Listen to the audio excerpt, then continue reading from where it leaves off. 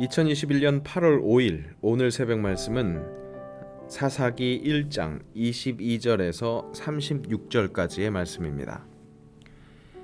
요셉 가문도 베델을 치러 올라가니 여호와께서 그와 함께 하시니라. 요셉 가문이 베델을 정탐하게 하였는데 그 성읍의 본 이름은 루스라.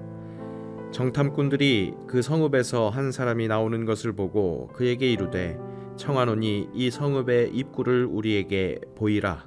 그리하면 우리가 네게 선대하리라 하매 그 사람이 성읍의 입구를 가리킨지라. 이에 그들이 칼날로 그 성읍을 쳤으되 오직 그 사람과 그의 가족을 놓아 보내매 그 사람이 헷 사람들의 땅에 가서 성읍을 건축하고 그것의 이름을 루스라 하였더니 오늘까지 그곳의 이름이 되니라.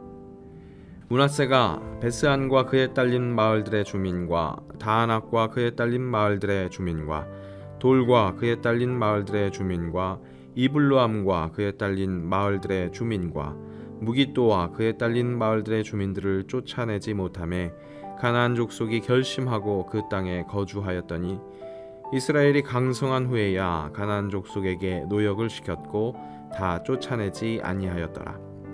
에브라임이 게셀에 거주하는 가나안 족속을 쫓아내지 못하매 가나안 족속이 게셀에서 그들 중에 거주하였더라.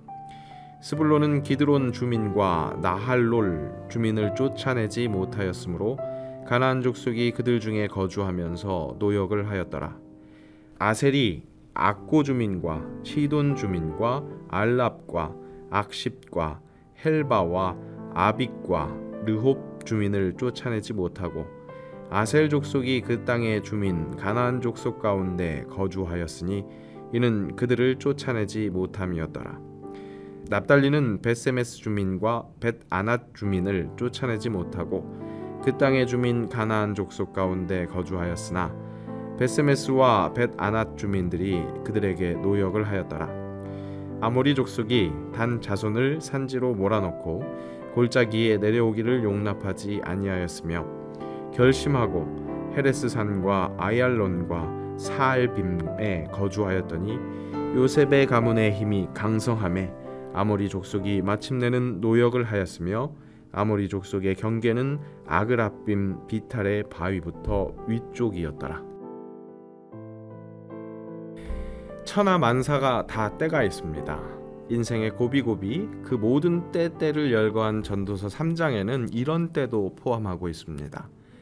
전쟁할 때가 있고 평화할 때가 있느니라. 분명 화평하게 하는 자는 하나님의 아들이라 일컬음을 받는 복을 받습니다. 하지만 또 믿음의 군사이기도 한 우리는 분명히 싸워야 할 때, 전쟁을 할 때도 있습니다.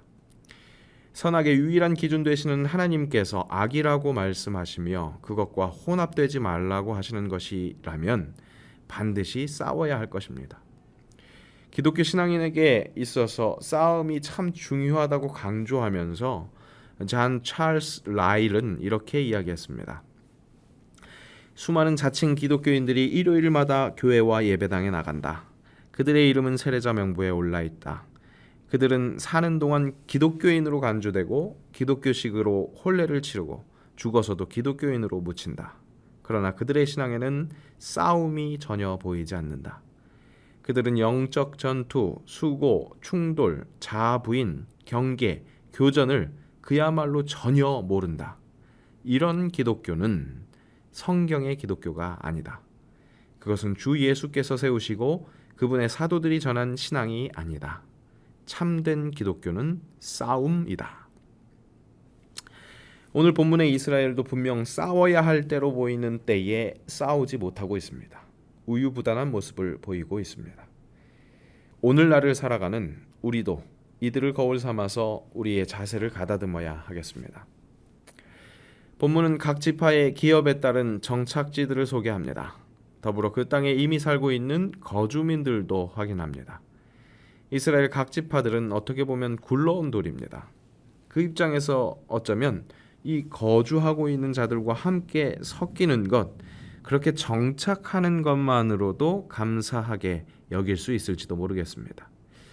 하지만 이스라엘에게 있어서 가나안은 슬그머니 들어와서 신세지는 그런 땅이 아니었습니다. 하나님께서 허락하신 하나님의 영토입니다.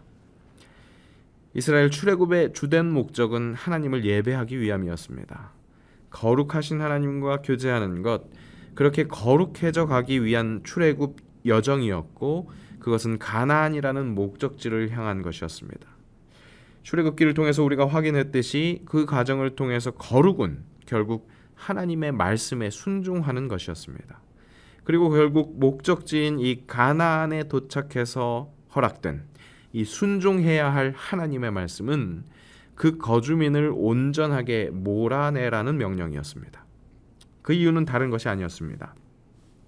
광야에서 하나님만을 바랐던 이스라엘의 신앙이 이제 농경 문화로 진입함으로 인해서 기대고 의지할 다른 많은 것들을 봄으로써 변질되는 것, 그것을 방지하기 위함이었습니다.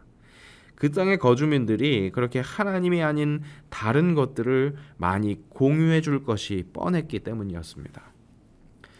인생의 가장 큰 실수는 이용해야 할 것을 신봉하는 것입니다. C.S. 루이스가 이렇게 이야기했죠. 치명적인 실패는 오직 하나, 완전을 포기하고 그 이하에서 안주하는 것입니다. 하나님이 아닌 그 이하에서 안주하는, 그렇게 실수하는 것이 오늘 거주민들을 다 내보내라고 하시는 그 하나님의 말씀에 불순종하는 것으로 드러나고 시작되고 있습니다. 더 본격적인 우상 숭배가 싹트고 있는 상황이라고 할 수 있습니다. 이제 막 돋아나고 있는 이 옆구리의 가시를 고이 품고 물을 주고 있는 격입니다. 물론 가나안 거민들은 이스라엘이 대적하기에 결코 만만하지 않은 상대였습니다. 그들에게는 철병거가 있었기 때문입니다. 하지만 여리고성을 무너뜨릴 때에도 이스라엘에게는 아무것도 없었습니다. 거룩한 전쟁은 그럴싸한 무기의 유무로 승패가 좌우되지 않습니다. 하나님을 믿는, 의지하는 그 믿음의 유무가 승패를 좌우합니다. 실제 이 이스라엘 백성들은 믿음으로 승리한 전적을 가지고 있었습니다. 그랬던 그들이 오늘 가나안 거민들을 상대하지 않는 이유는 전력의 열세를 감안한 작전상 휴전이 아닌 현실과 타협하는 불신앙이었다고 볼 수 있습니다. 가나안 땅에서 앞으로 누릴 삶의 풍요, 육신의 안녕을 보장하는 새로운 기술을 그 거민들로부터 얻을 수 있었기에 그들과 동거하는 것이 나쁘지 않겠다고 타협한 것이지요. 오늘날 우리도 경제적 수익에 시선을 빼앗깁니다. 말씀에 귀 기울이는 것보다 나의 노년을 보장해줄 펀드 매니저의 이야기에 주목합니다. 이 세상 사람들과 가나안 거민들과 그다지 구별되지 않는 이 땅의 사람의 정체성을 더욱 뚜렷하게 합니다. 어쨌든 지금 이 땅에서 살아가고 있잖아. 그렇게 이야기하면서 타협합니다. 그렇게 바알도 하나님도 함께 섬깁니다. 하지만 여러분, 오늘 다시 한번 일깨웁시다. 우리는 분명 하늘 시민권자입니다. 이 땅을 살아가는 하늘 시민권자입니다. 이 정체성으로 이 땅에서 전쟁이 필요할 때는 전쟁할 수 있는 용기가 있어야 합니다. 특별히 자꾸 세상과 타협하려고 잘 절충하려고 하는 마음이 들 때마다 더욱 예민하게 굴 필요가 있습니다. 싸워야 합니다. 전쟁해야 합니다. 성경 공부 많이 하고 계속해서 신앙을 가지고 고민했다면 이제 실제와 현실과 싸워야 합니다. 요즘 제 영성 생활에 이 잦은 유익을 가져다 주고 있는 이 슬기로운 의사생활이라는 이 드라마에서 또 제 귓전을 울리는 한 대목이 있었습니다. 레지던트 의사가 이 중환자의 상태를 열심히 살피고 있었습니다. 그런데 상태가 아무래도 의심스러워서 이 윗 의사 선생님인 펠로우 선생님에게 몇 번에 걸쳐서 더 적극적인 조치를 취해야 될 것 같다고 진언을 올립니다. 하지만 이내 핀잔을 듣고 묵살당합니다. 그런데 그러다가 환자가 정말로 위급해졌습니다. 당황한 이 레지던트 의사 선생님이 윗 선생님인 펠로우 선생님에게 막말을 합니다. 당장 교수님에게 콜하겠다고, 또 더 기다리라고 해서 기다렸다가 환자 잘못되면 선생님이 책임지실 거냐고 이 간호사들도 있는 자리에서 소리를 치고 맙니다. 다행히도 환자는 응급으로 수술을 해서 위기를 넘깁니다. 병원에는 이 소문이 파다하게 퍼집니다. 이 레지던트 의사가 이 논문을 지도해주는 교수님과 이 사건에 대해서 이야기를 나눕니다. 그리고 그 교수님은 레지던트 의사에게 네가 잘못한 거야 라고 말을 해줍니다. 이 레지던트 의사는 자기가 예의를 지키지 못했다고, 잘못했다고 바로 그 펠로우 선생님에게 사과하겠다고 그렇게 이야기합니다. 하지만 교수님은 이 레지던트 의사의 진짜 잘못한 부분은 다른 것이었다고 이렇게 짚어줍니다. 아니, 더 싸웠어야지. 치열하게 고민하고 치열하게 환자 봤으면 치열하게 싸워. 그래야 환자 살려. 열심히 보고 고민해서 결론을 얻었다면 확실히 싸워야 한다는 거죠. 치열하게 성경 공부하는 저를 비롯한 이 시대의 성도들이 떠올랐습니다. 치열하게 고민하며 치열하게 기도하는 저를 비롯한 이 시대의 성도들이 떠올랐습니다. 그런데 싸우지 않는 저를 비롯한 이 시대의 성도들이 떠올랐습니다. 그래서 점점 다 함께 죽어가고 있는 것만 같은 저를 비롯한 이 시대의 성도들이 떠올랐습니다. 잠언의 가르침이 다시 한번 우리를 일깨워 주기를 소원합니다. 미련한 자의 안일은 자기를 멸망시키려니와 오직 내 말을 듣는 자는 평안히 살며 재앙의 두려움이 없이 안전하리라. 세상과 타협하려는 안일함이 우리 안에 있다면 우리는 미련한 자와 같이 멸망당할 수 있습니다. 오늘도 말씀하시는 하나님의 말씀을 들음으로 타협과의 전쟁에 임할 때 오히려 그 전쟁으로 인해 평안히 살며 재앙의 두려움이 없이 안전해질 수 있을 줄로 믿습니다. 함께 기도하겠습니다. 주 예수와 동행하면 그 어디나 하늘나라. 이 땅에서 주님과 동행하면 그 어디나 하늘나라인 줄로 믿습니다. 그런 하늘 시민권자로서의 정체성을 다시 한번 일깨우게 하옵소서. 다만 오늘 우리의 발은 이 땅을 밟습니다. 그러므로 일어나는 아이러니가 있습니다. 그 속에서 어쩔 수 없다고 포기하며 타협하는 것이 아닌 필요할 때 그 타협과 전쟁을 선포하는 자들 되게 하옵소서.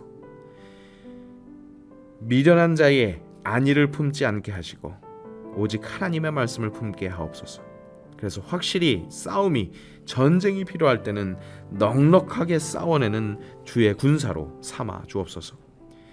인생의 세월이 쌓여갈수록 타협의 기술은 더욱 능숙해집니다.